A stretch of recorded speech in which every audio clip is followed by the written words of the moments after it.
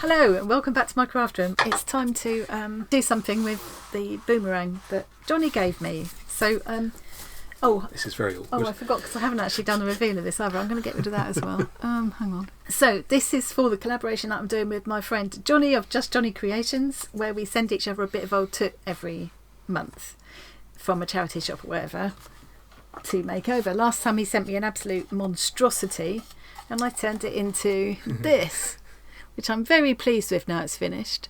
Yeah, it's an improvement. Yeah.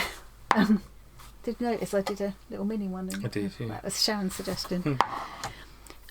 This month he sent me a boomerang to make over. And also, I haven't got the box handy.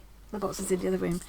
There's also a pair of socks in and a couple of other bits of old toot you get from the charity shop, 3 for £1. Yeah, one of the things was a pair of socks, and I'm going to do a weird sock creature out of this book, which is fab.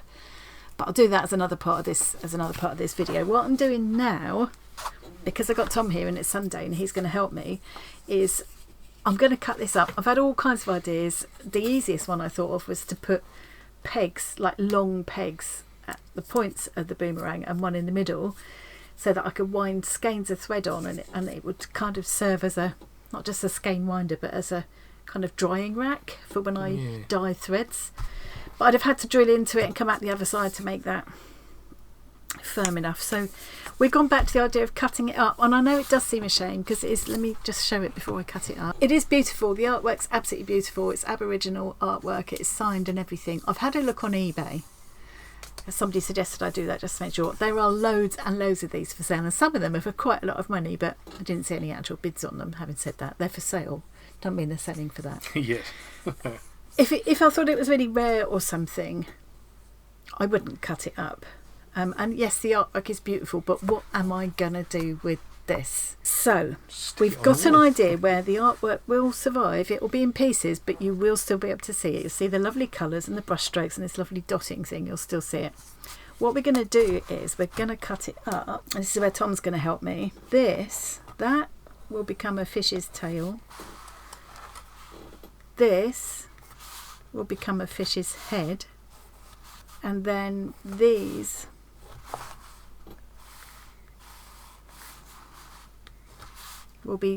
they'll be reversed.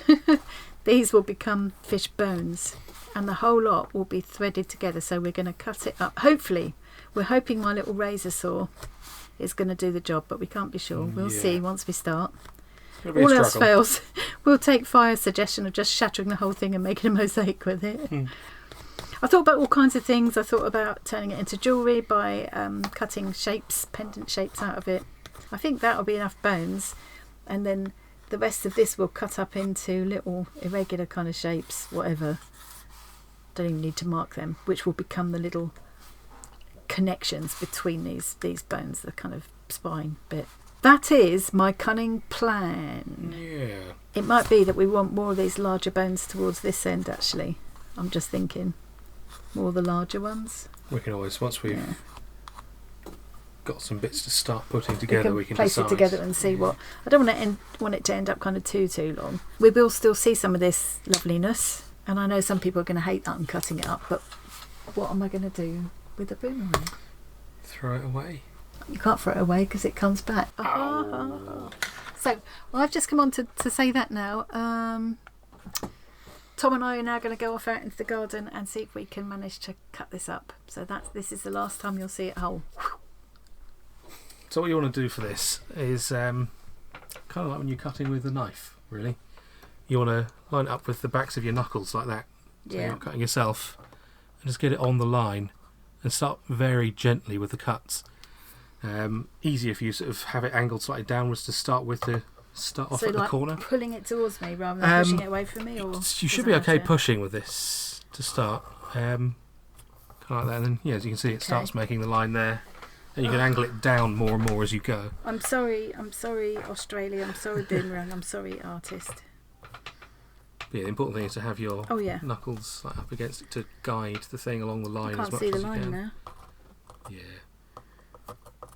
Well, we could use a little pokey tool or something to score a line in it and sharpen it later. The thing is, the line isn't absolutely crucial. No, for this it really don't matter that much. Yeah, it's a very thin curve on that saw. Yeah. Curve. It's good work. See, that's where the word curved comes from. Maybe. Should I start going from this end as well? Yeah, you might be better sitting down for this, because you want to be low enough that your elbow is just kind of going straight backwards and forwards. There. To keep the movement smooth. Be careful starting separately like that, because right now the saw isn't quite lined up with the other side.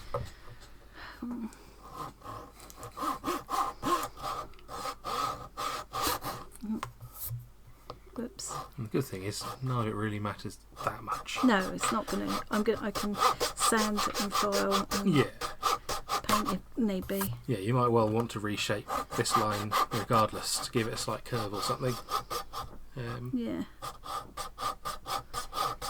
Yeah, I mean, the reason you want this clamped close to the thing is that you'll find that if you push down too much, the saw will stick. Which is it keeps doing. Yeah. If it sticks, you want to put less pressure on it, because let the saw do the work and all that. It is actually quite thin, this wood. It is, yeah. Yeah. Now I've got a line there, I don't need to have my knuckle there so I can see what I'm doing better. Yeah, I mean, the knuckle can help you to guide it so it doesn't slip out as much, but yeah, it's a toss-up between being able to see what you're doing and... Make a big show of doing this, and then I'll switch off the cameras, get Tom to finish the rest, and cut to the point where it's all done. Sounds like a good plan, yeah. Sounds a bit like a Punch and Judy thing. Yeah, that's the way to do it. It is, it's got that tone, hasn't it? Like a boomerang is stealing sausages or something. Yeah, not a vast amount of dust being created there. No. Do you get to a point where I can just break it? Yes, but don't. Okay. Because it will splinter along the edge and ruin the artwork on the other side. In an ideal world, you would have the line marked in a way that you could do a quick cut along the back as well, so that it doesn't do any tear out when you... Yeah, because in some ways it's the other side that I care about what it looks like more. Yeah. But I didn't want to mark it on the other side. But yeah. I mean, you could put a bit of masking tape over it now, which would help to prevent tear out a little bit, but... I could think you'll do. be all right. I mean, I've got masking tape there. You do have it right there, yeah. Yeah, the idea is that it will help to hold the fibres there. Yeah. Must be nearly through. Yeah, got a bit. God, it's getting all hot there. Yeah, there's a problem with a fine saw like that, is it does put a lot of... There's a lot of friction. Yeah, you want the least pressure when you're about to break through, so that you don't push any fibres. Yeah. The teeth on this are practically sandpaper. It's really hurt my hand now. Oh no. Yeah, you're basically through. Oh, I'm through. Yeah. Part of the reason I should just say that I'm sitting so low is that I'm perching on a little stool, because I just ordered my new chair for in here. Went to sit on the old one and it collapsed under me. It's like it knew. Yeah. Have I actually gone through? Is that it? I think I have. I mean, it's definitely through at the back. The front seems to be holding on a bit tighter, but we just unclamp it and see. I can't do it. It's this other one. You're just clamping it harder.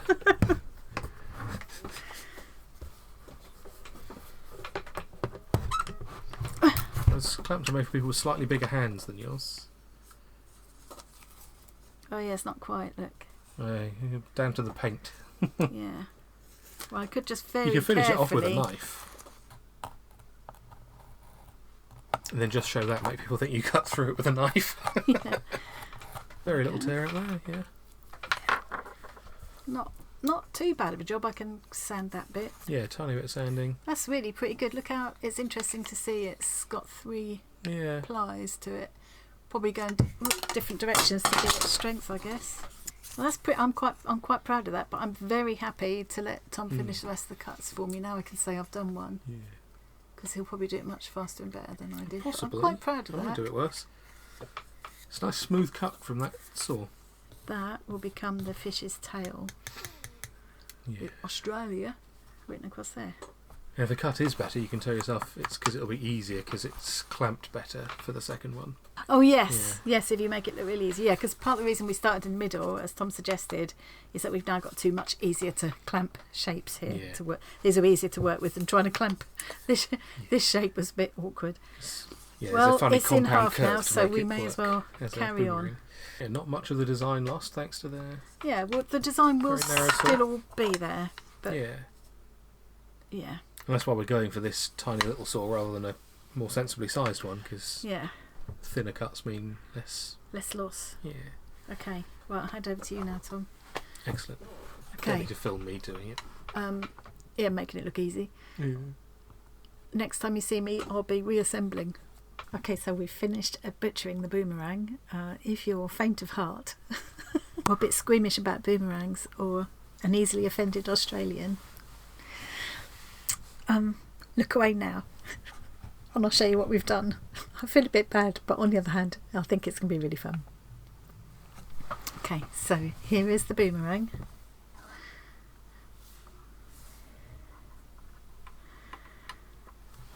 Split into pieces. This piece, I'm going to, let's zoom in a little bit now, sand this down a little bit. It'll take me a while, so I won't be doing that on camera, but I'm going to sand this down a bit, and I think this will be a really useful tool. I need to make it so it's not going to hurt my hand. I think it'll be like a collage size paper folder, and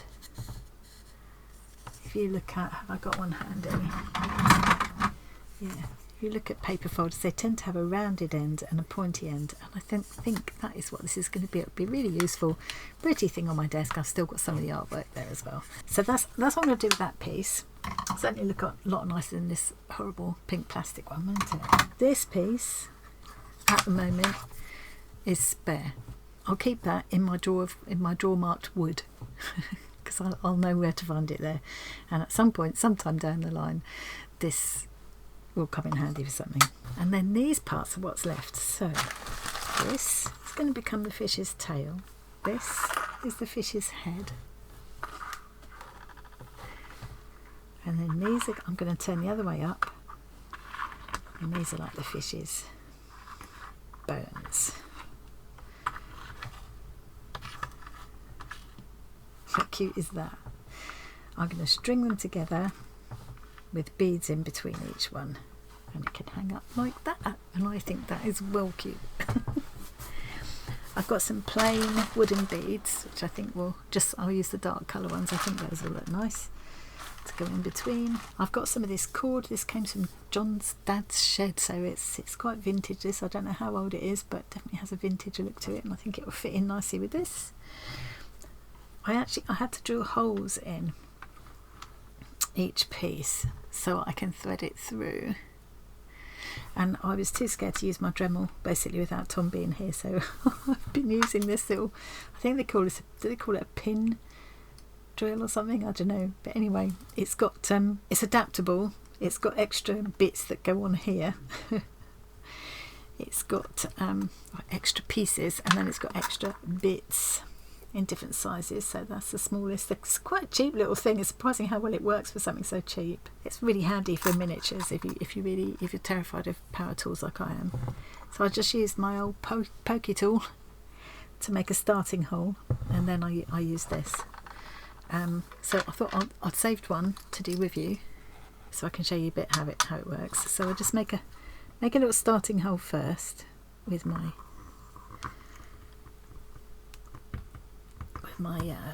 pokey tool. It's got a little guide hole like that to start it off. We tried to not damage the original artwork any more than we possibly could. That's part of the reason for using a razor saw like this, where you've got a very, I've forgotten what did Tom call it, kerf or something. Basically the kind of the width of the teeth of the saw this way, they're very, very narrow, so that it doesn't cut a big kind of chunk out of the wood. You know, normally when a normal kind of saw, it kind of cuts a chunk out of it like that. With the razor saw, hardly anything comes out. There's not much damage at all. I think I put them in the wrong order now. I need to make sure I put them in the right order. it was hard work, and I did a couple of bits, and then Tom finished it off for me while I got dinner, which was really nice. Cut one of the big bits, and then I cut one of the bone pieces as well, but I cooked it up. This one I broke it at the last minute. So I'm going to use my furniture pens that I used in my miniature the other day. You might have seen with the previous makeover from Johnny. Really good for colouring wood, so I'm going to grab those in a minute as well. I thought I'd just show you how this little drill works, because they are handy, you know, handy little thing to have. Don't take up much space, don't need any electricity, don't make any noise, but they are hard work.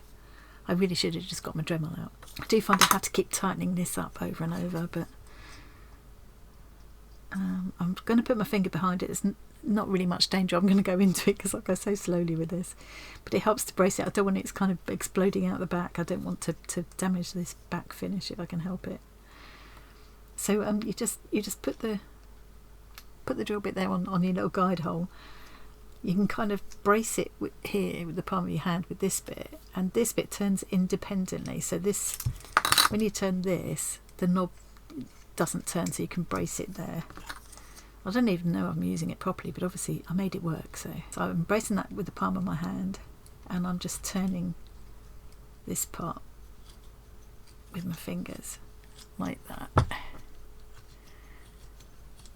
And if you see it stop turning as it is, you sometimes have to stop and retighten around here. They're all right at the moment. I suppose you're probably meant to sort of do this and, you know, turn it that way, but I find if I do that it starts tipping. So for me it works doing it this way, and that's already gone through. I can feel it coming through to my finger. So yeah, look at that, cool, isn't it? I could make a bigger hole then, go through with I make a slightly bigger hole. I might want to. I might struggle to get this cord through the size hole that I've got. I found that it was difficult to get all the way through, so sometimes from the other end I just went in with this. So yeah, I may struggle to get this cord through, and I may end up going in again with one of the larger drill bits. I could go up to that size, I would think, with no problem. Yeah, so I might end up having to do that, we'll see. So my idea is now I'd start the string here, go all the way up through the head and back down through again, but I definitely won't get that string through twice. Okay, I think I'm going to stop filming a minute and see if I can just enlarge these holes a little bit to make my life easier. Back in a mo. Decided it might be useful to show you how this little thing works. So to change the drill bit, this was on here. I've taken this off, I've taken the drill bit out that I was using. You've got this little piece here, I don't know what these are all called, I can't remember. There's another one, a different size one. If you take this end off, there's a different size one here, which you can use for different size bits. Just stored away in there. I was going to put my new drill bit, my larger drill bit, I'm going to try in there. Put this piece over the top and screw it on as tight as I can get it. Okay, and now I'm going to try going through these again with a larger bit. So basically I've just made myself a guide hole, holding it still there and just twiddling this bit. If I'd have tried to go in first with this large drill bit, I think it would have been harder work, but as I've already got the hole there, see, now that stopped going round. Oh no, there we go again. Yeah, sometimes it just stops going round altogether, and you have to stop and tighten this up again. That's what I'm finding anyway. So yeah, I'm going to go through all of these and just see if I can get these holes a bit larger, because I think that'll make my life a lot easier. I'll be back in it. Right, I've got a long needle threaded up with some of the a double length, more than double. It's more than double the length of the fish. So give me room for knotting and things of my cord. I've enlarged the holes a little bit. I've put them all back in order, just double checking. Yeah. And now I'm going to string it together. So yeah, I'm going to start at the tail, work up, go up to the head and back down through again. I'm hoping my holes are now big enough to allow for that. So let's go in the back, because if I've got any knottage it'll go in the back. Leave a long end there so I don't pull through. Really hope this is going to work. Doesn't matter, I can try it again if it doesn't. And now I can just thread all my pieces together. Oh, wait a minute. No. You've got the beads as well. Okay, leave my long tail there. Bead. Bone. Bead. Ooh, good. Bead.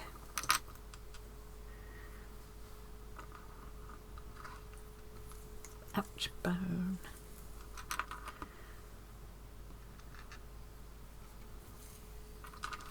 I have to say, full disclosure, this idea of making a fish was more Tom's than mine. We always did quite well at brainstorming together, just throwing ideas about. Sometimes it's hard to go back and remember who actually had the idea in the end, but I think it was Tom that actually came up with this one while we were throwing ideas around. And I was sketching out on my big sketchbook. I drew around the boomerang and tried dividing it up in various ways to see what we could make of it. Here we go. So now what I want to do is take my needle back down through all of these pieces. That's why I needed it to be a little bit longer than double to give me enough to play with. So I'm going to go back down through, and then we'll tighten everything up. Yeah, I just need a little bit of slack there at the moment to give me room to get my needle through.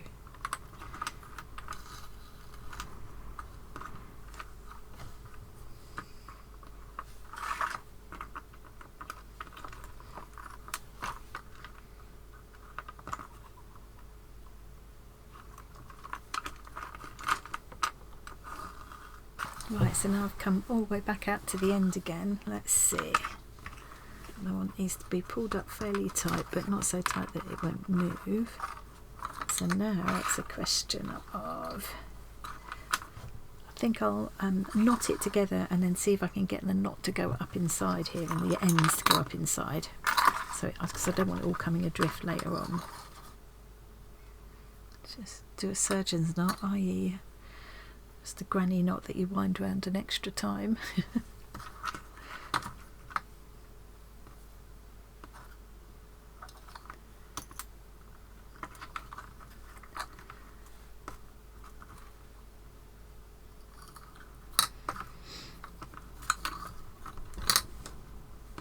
Okay.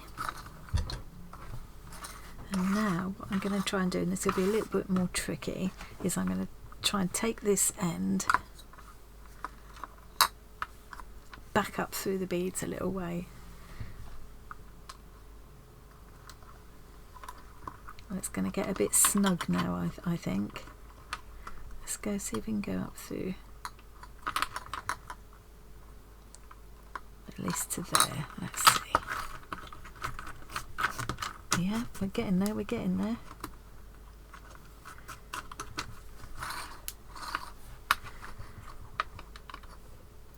And I can just cut it here.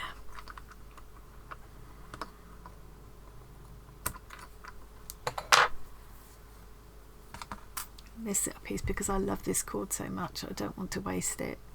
This is the kind of thing that I will wind up and put in with my miniatures drawer. Miniature rope. There we go. Yeah, so I will keep that little piece.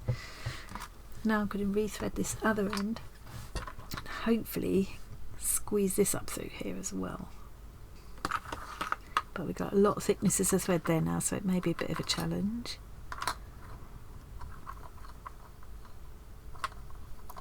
You know what I forgot to do before I threaded it all together is I was going to colour the raw edges. I think I can still do it though. I think there's enough kind of slack there to be able to move them. We'll take this one up a little bit further. Seems to be going through quite easily actually, surprising. Okay, cut that off there. That bit's a little bit too short to worry about keeping. Orts jar. Okay, I'm so happy with that. I do need to make another hole to hang him up by, actually. And if you twist around and you can see bits of the front and bits of the back, I still think that'll still look nice. Yeah, lovely, lovely, very happy. I think it is worth just colouring those edges and making another hole here to hang him up by. So if you've not seen me using these before, I got them in a pound shop here in the UK. Not everything in a pound shop is a pound anymore. Sometimes they're £2 or £3, but you know, they would have been really cheap and they're brilliant. I got them ages ago. So I need to decide which colour. Let's try it on a little edge of this one. It's a bit too dark and reddish, I feel. That was the cherry, and this one is oak. That's pretty good actually to tone in with this. Let's just try the maple as well. That's more reddish again. I think the oak was the best in terms of colour. So now I'm going to try and colour these edges, all these raw edges, with this oak furniture pen. I just think that's going to be a nicer finish than having the raw edges of the plywood underneath. I could probably colour the beads as well if I wanted, but I don't think I'm going to. I quite like them looking as they are. I'll just take a couple of minutes now to do this, and I will be back. I think that's better for having those edges coloured. Much better. So let's hold it up for you now.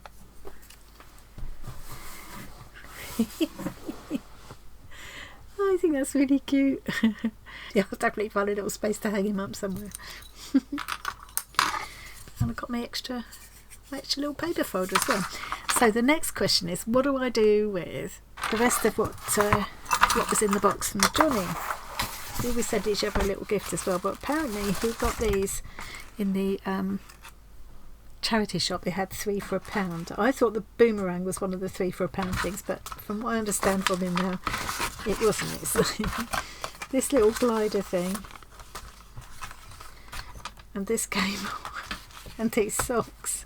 I thought he'd already got the socks, and they were my little gifty thing, and it was the Boomerang and these things that he got 3 for £1, but I don't know. Anyway, he said, I don't know if anyone else with small enough feet to wear these socks. Actually, he's mistaken.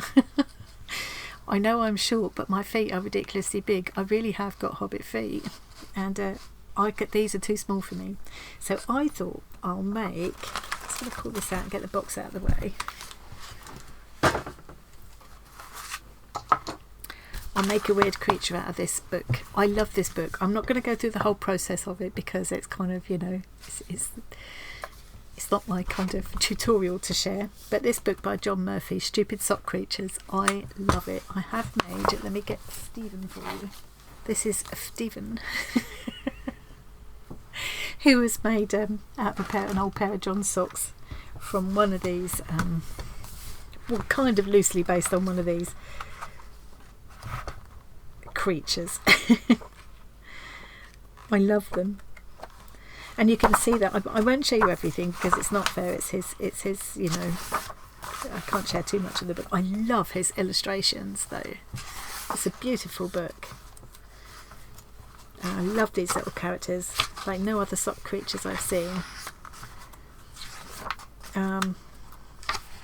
Lots of little tips and things, basic sewing techniques and stuff like that.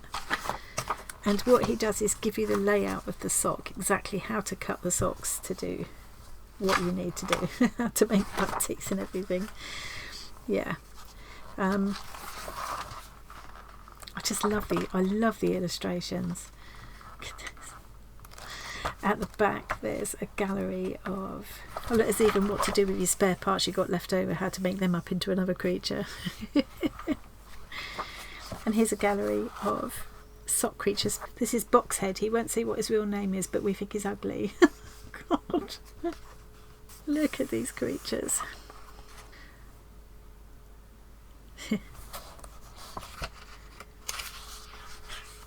They are fabulous and so inspiring.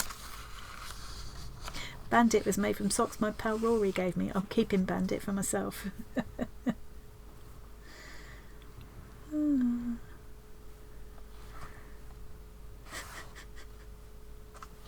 They are just fab. I just love these. So inspiring. These are some of the homes these sock creatures have gone to, I guess. Anyway, so I'm going to follow one of these tutorials. I'm not tutorials, one of these kind of sets of instructions. I'm not going to do a whole tutorial about it because, as I say, it's not mine to share. But I just wanted to show you this book. I'll show a couple of clips of what I'm doing to make this creature. Might be a her. Haven't decided yet. We'll see how it goes, and then I'll show you how it turns out. I keep this video relatively, I won't say short, but not too long. I'm just going to decide which one I'm going to start with. Okay, it's quite hard to make a choice, but I don't suppose it's going to end up exactly like it looks here anyway, so I'm going to go with this one, Wonky, because it sounds a bit like wonky and a bit like wrong key. Wonky will likely be too distracted by his surroundings to care whether you put an ear where a leg or arm should be, but to ensure his basic functionality, try your best to follow these instructions. So here's what we'll need: 2 socks, identical if possible, but definitely similar in substance, buttons for eyes, scissors, needle and thread or sewing machine. Very simple. And then what he does is lay out how to cut the parts. So you can see it all carefully. You know, what I will do is lay the sock out as he's got them there and cut it according to those diagrams, and then start stitching. I just love it. I even love the kind of casual way that he writes. Casual but actually accurate, still useful instructions. You know, it's actually quite specific, but it's done in a fun way, which is really nice. All of your pieces should now be cut for your Ronky creature. You should have 1 seriously mutilated big piece of sock for the head and body, 2 short toe bits for the arms, 2 long toe bits for the legs, 2 tube halves for the ears, and 1 disembodied heel for the tail. Yeah, okay, so I'm going to go ahead and cut those, and I'll just, as I say, just show you some little snippets of doing this, but you know, I love this one as well. I think I might even have gone for this one, but I just don't think this sock is right for this one.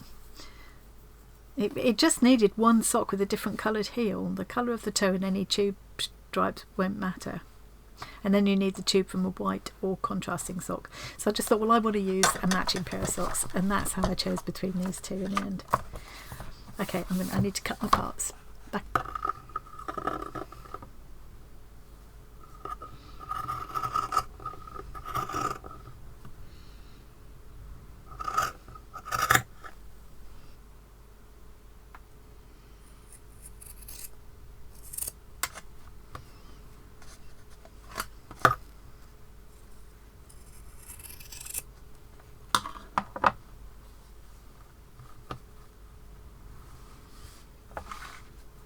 Right, so I've cut these 2 pieces, and now it says I've got to follow the neck making instructions on page 30 to make the neck. Use my Boomerang shard as a handy bookmark. Okay, let's just go for it.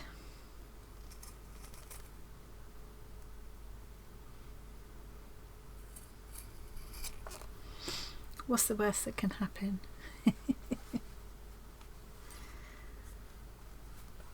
It's a wonky creature, a wonky this is.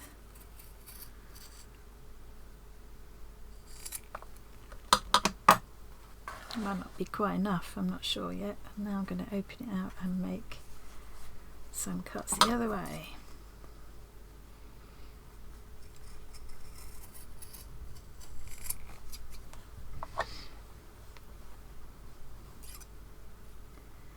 And we'll soon find out what happens, won't we? Add that to the stuffing. Make the chin cut a bit more pronounced, that makes sense. Okay, I'm going to do that, give it a bit more shape. Right.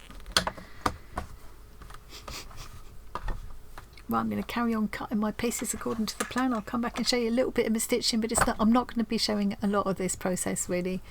It's just giving you an idea of what I'm doing and what you can do with this, with the help of this amazing book. Okay, here's my mutilated socks all cut up and ready to go.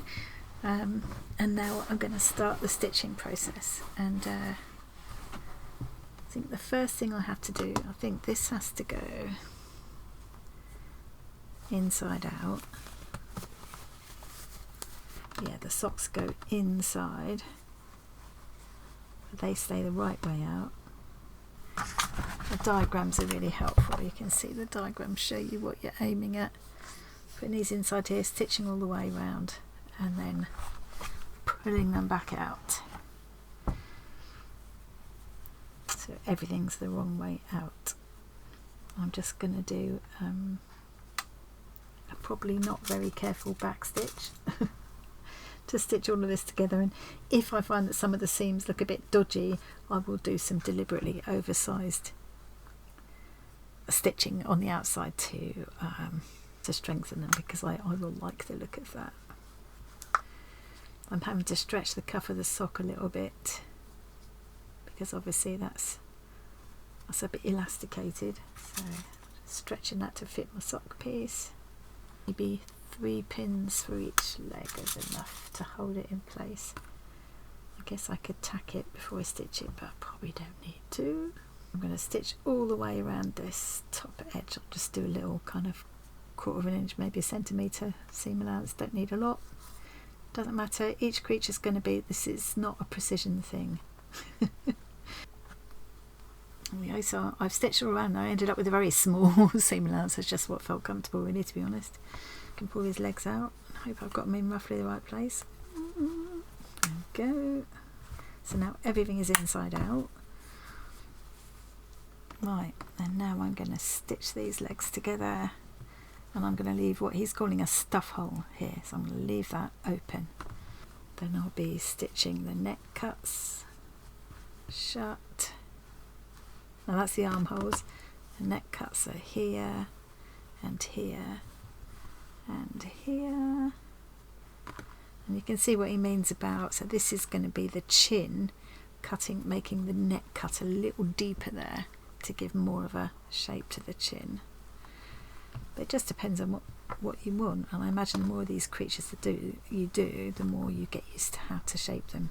So yeah, I'll be stitching up the legs and leaving those armholes, leaving that stuff hole, and then I'm stitching the neck shut. Finishing wonky. It says turn the little bugger right side out. Okay, right, I'm going to do a lot more stitching until I get to the point of starting some stuffing, I think, now. Right, I've got my little weird creature all ready to turn inside out, or turn right way out. I dread to think what my stitching is going to look like. I can't really see what I'm doing in black thread on this black and mainly black fabric. It's going to show really badly on the white bits. It's going to be really wonky, but that's fine. That's absolutely fine. He can be as wonky as we like, and I think I will probably end up over sewing the seams, as I say, in a more, you know, a kind of deliberately obvious way. So it's fine. I'm not worried about it. I haven't. You're supposed to round the ear shape up from here downwards, and I haven't done that. I quite liked the look of this cuff thing, and I think I'm going to do something. I'm going to do something different with it. I might gather it up here and stuff this out a bit more, or not stuff it at all. I might do, I don't know, not sure yet. So now this little stuff hole that we left at the top of the legs is hopefully enough to pull all of this through, so that I can now stuff my creature, and then I'll be doing the mouth and stitching the eyes on. That's where we find out if I left a big enough hole.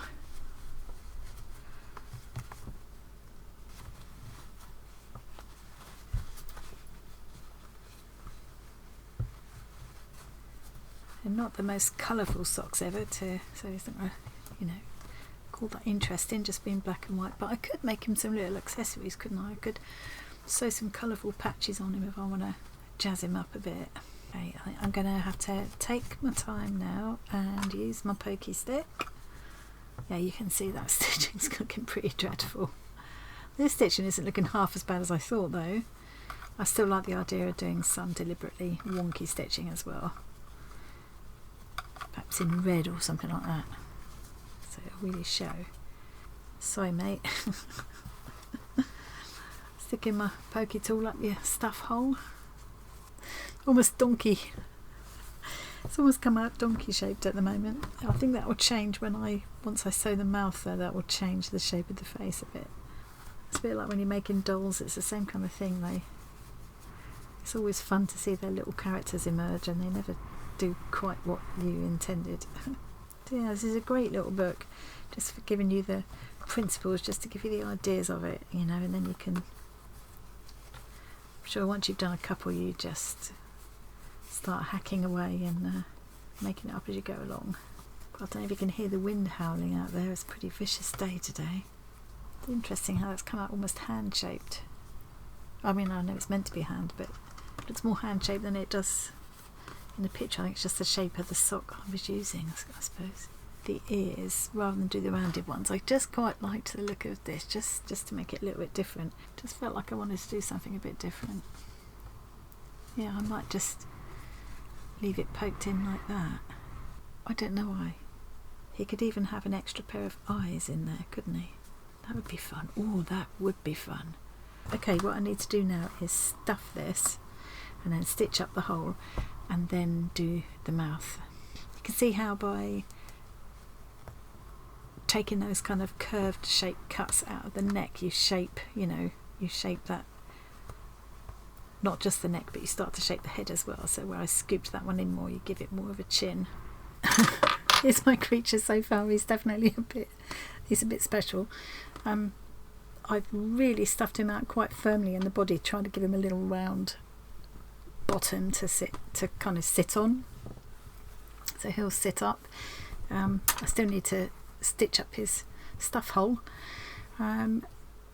I still want to stitch the beads into the end. I don't know if they'll just be his only eyes, and I might even put a couple of stitches in to make these sit down like that, or whether I'll just put extra ones in there, I don't know, and do buttons for his eyes as well. I haven't quite decided yet,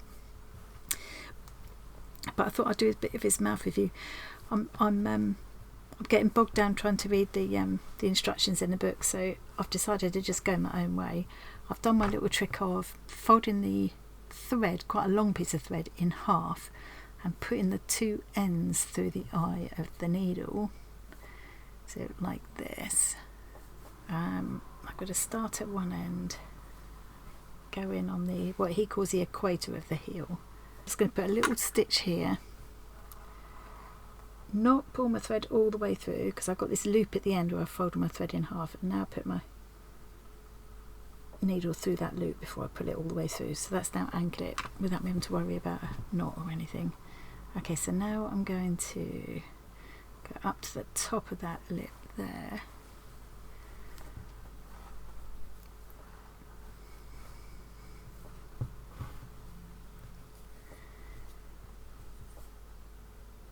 take a small stitch downwards, come back out.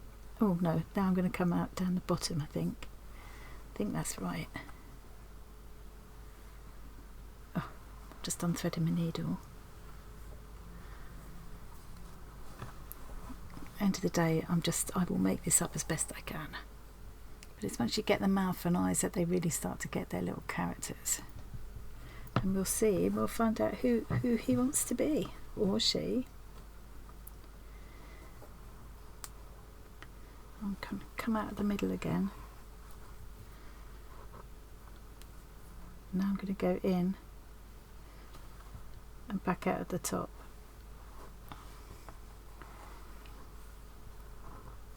Oh yeah, it looks like it might work. Another little stitch, back to the middle.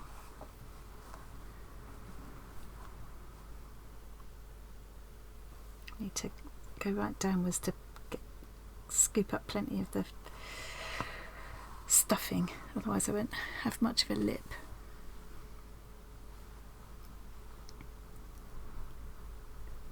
Back to the middle.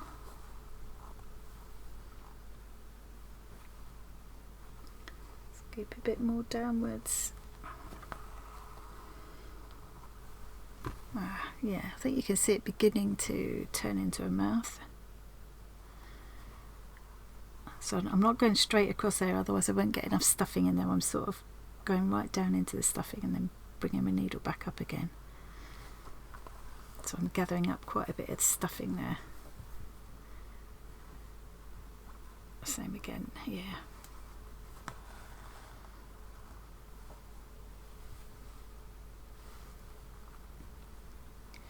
Do need quite a long, strong needle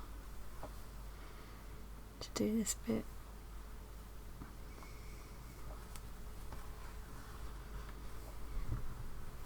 Yep, you can see it's definitely starting to form a mouth. I like the idea of doing some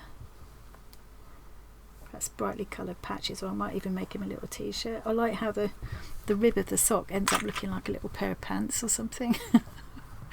But I feel like he wants a t-shirt or something. Ended up making this, as that's the neck. I feel like I should have made the armholes. If I do another one, I'd have the armholes much higher up. There's too much space here. But if I make him a little top, that would sort of cover that up. I could cut up another pair of old socks, or just one old sock, and make him a little t-shirt, couldn't I? Okay, I'm going to carry on and finish the mouth.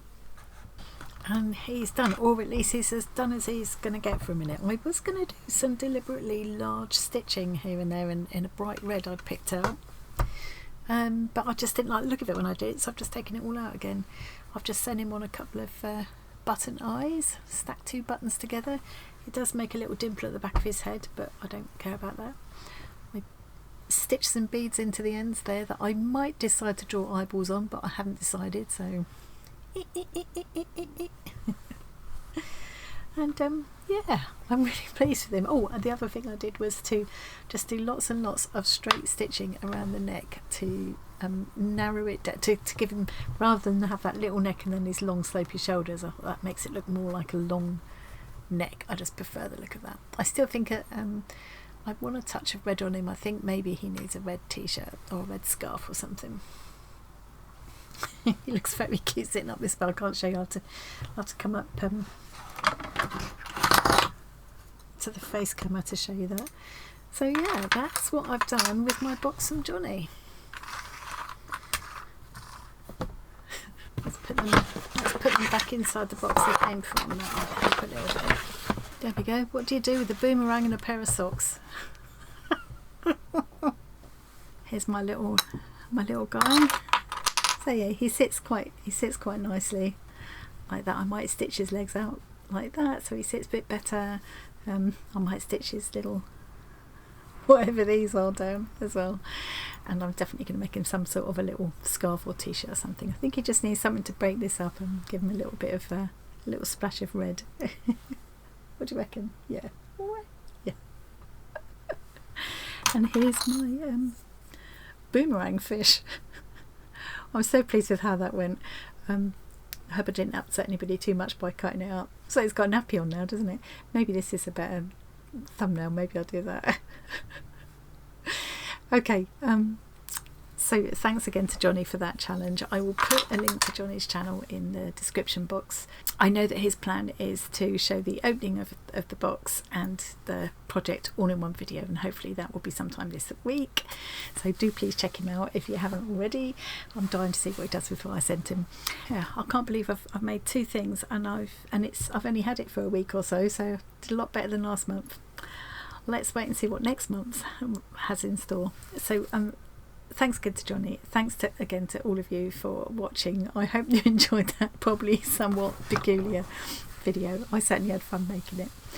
And I will see you again very soon. I'm going to go back to a bit of stitching now. Bye.